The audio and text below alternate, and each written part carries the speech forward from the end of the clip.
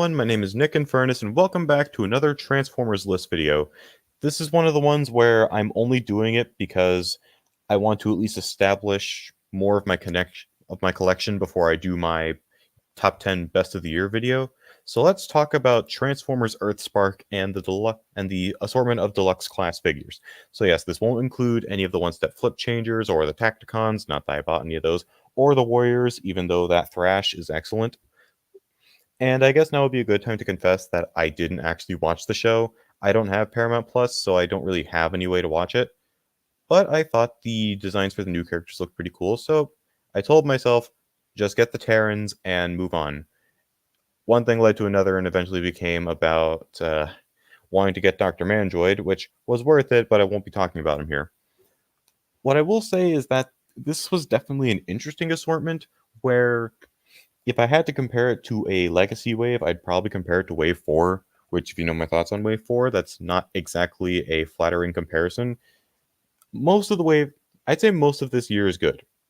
Most of this year, as far as the Earthspark Deluxes go, the figures were good. There were a couple that weren't the greatest, but there were some shiners, so let's get started.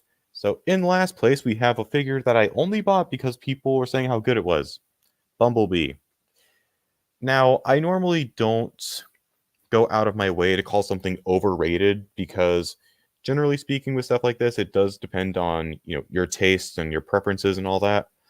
But I legitimately want to know what people were seeing in this thing because this thing has a lot of problems. For one, the shoulders are constructed in a way that just looks really bad to me. They're connected to the shoulders. Yeah, the shoulders are connected to the torso at the very top, and then you just have this joint floating. Right? You just have a joint floating, visibly floating, and it makes the arms look incredibly awkward whenever you try to put them in any poses. The rest of the body is fine when it comes to posing, but those arms are just a flustercluck. And yes, that is a word I'm going to try to use more often now, just to, cut back on the swearing. What's honestly the most unfortunate thing about this guy is that I can see him having a really interesting and fun transformation, except 8 to 9 times out of 10, the backpack will just pop out for no reason. It's not even pinned in, it's just two little plastic nubs holding it in place, and it pops off with almost almost no effort. Not to mention, one of the door wings on my copy has started to crack at the hinge. Awesome. Hasbro, can you please just start doing clear plastic inserts again? There's no way it can actually cost that much. At least the car mode looks nice, but this thing is just such a mess that I legitimately don't know what people are seeing in it. Number 6 on the list is Twitch, the figure that I was originally only going to buy along with Thrash and Nightshade, but then I ended up snowballing into Dr. Mandroid. This is probably the most unfortunate figure on the list because there is a fantastic figure here. Like, the mold itself looks nearly spot on to the show design. It has excellent posing. It has a transformation that's not the best, but it's not the worst thing ever. And the alt mode is fantastic. I've got no qualms with that. What I do have qualms with is this thing's god-awful QC. The legs on this thing are so loose, and the chest barely tabs in, if at all. So what I'm left with is a floppy mess that's a pain to transform because the tolerances are so bad. Again, this could have been a great figure, but the quality is just out the window. You know how Perspective Events has the term Wave 3 QC? This feels like a figure that would have come out in that wave of Legacy because the QC is completely borked. At number 5, yes, 5, is Grimlock. My number 6 was originally different, but I'll get to that later. Grimlock I actually had some high hopes for. The design itself looks pretty good. It actually looks like Grimlock. The shoulders aren't way too high for no reason. And both modes look pretty interesting. The tail even does something that I've never seen Grimlock do. Unfortunately, this thing has easily the worst posing out of everything. The shoulders only pull 45 degrees. The elbows pull, what is that? Maybe 75? The knees bend 60. I know that's probably not going to make sense unless you've handled the thing. What I'm saying is that this thing is below average in almost every single joint it has, except for the feet and the hips. But otherwise, this is a pretty lackluster poser. The transformation's also not the most fun. Getting the feet into place is a bit frustrating, especially since you have to close the door wings around both the dino neck and the right foot is that. But like I said earlier, the tail does at least do something new for Grimlock, so it does have that interesting step going for it. So overall, if it posed better, this would be higher. But as it is, it's still a pretty good representation of Grimlock that I'm just now noticing is heavily mistransformed in the product photography. Why don't you just hire, some fans to do that? There are fans that will probably do that for free that do, hire SSTF shots on Instagram. They do some great work. Number 4, Optimus Prime. Now, I'll admit this right now, this thing has probably one of the weaker transformations here, especially with how the arms have to scrape past the backpack and peg into multiple different spots. It's not really that much of a fun process, and especially pegging the gun into the knees, or I guess pegging the knees into the gun. It's not the worst transformation I've experienced. Bumblebee's is definitely worse than that, and there are legacy figures that I would rather transform this over that strong arm. But otherwise, for a deluxe class Optimus Prime, the Warrior is probably putting this thing to shame, but it's not bad. It looks pretty good. The truck looks excellent, and it rolls well. The backpack, I've definitely seen worse, but it is a little bit distracting. I do kind of like how the flap up here is kind of holding it all together, though. And it comes with the weapons that you'd want Optimus to come with. He has an ion blaster and an axe. This is one of those another case where if one aspect was better, it would be higher. With Grimlock, it was his posing. With Optimus, it's the transformation.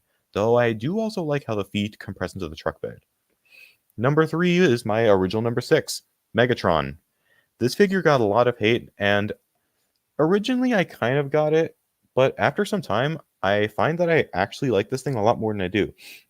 My biggest issue with this thing is actually the shoulders in this case. They are hot rod shoulders, which I forgot to mention about Bumblebee.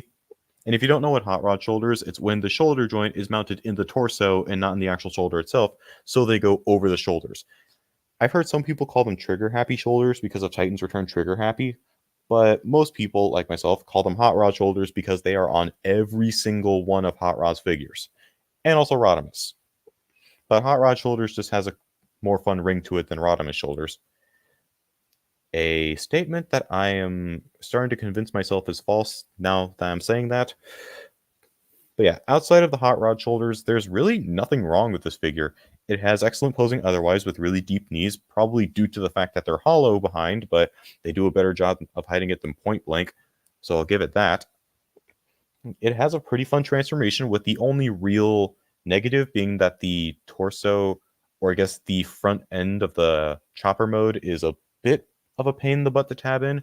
And speaking of the chopper mode, it actually looks really cool. You don't really see helicopters like this in, a lot of media nowadays, so it's nice to have, at least one character in the Transformers universe that has an alt mode like that. Though I do remember seeing in one of the promos that the helicopter rotors were actually above the vehicle and not, I don't know. Like I said, I haven't seen the show.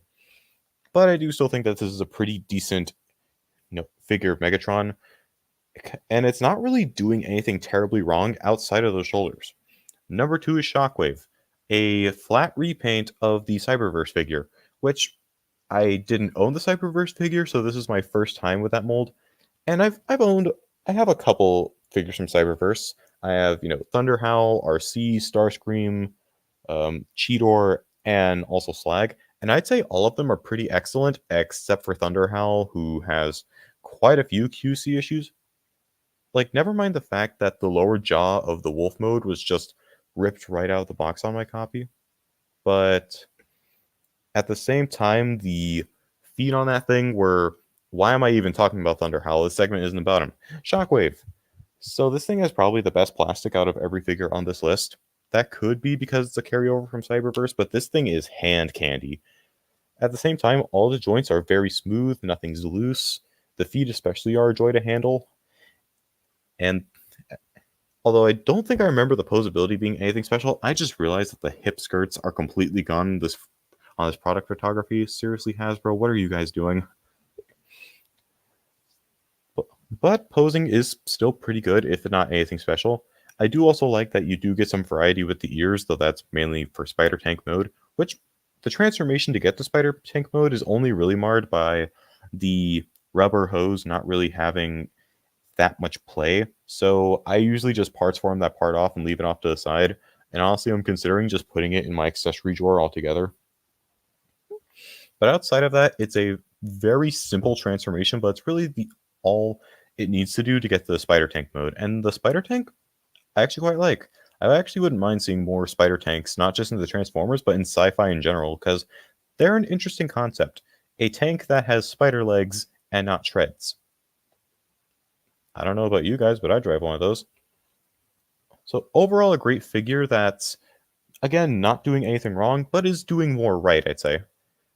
But number one in this case is Nightshade.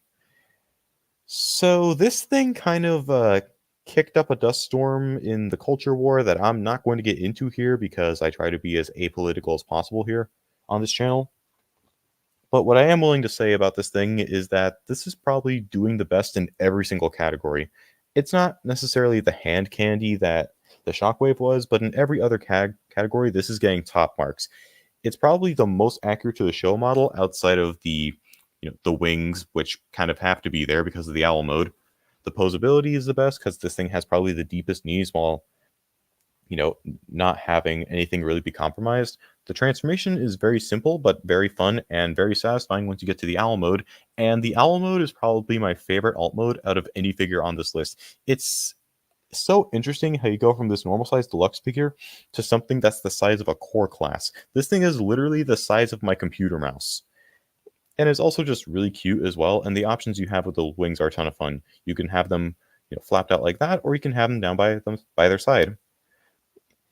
So overall, absolutely the best figure that the line's put out so far, with the exception of the Starscream repaint, which I'm not counting because that's not out yet. So yeah, this one seems to be a little bit hard to find, but if you can find it, thumbs up for me.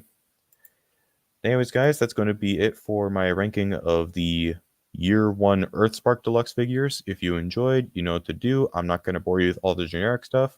See you guys in the next video. Take care, and Godspeed.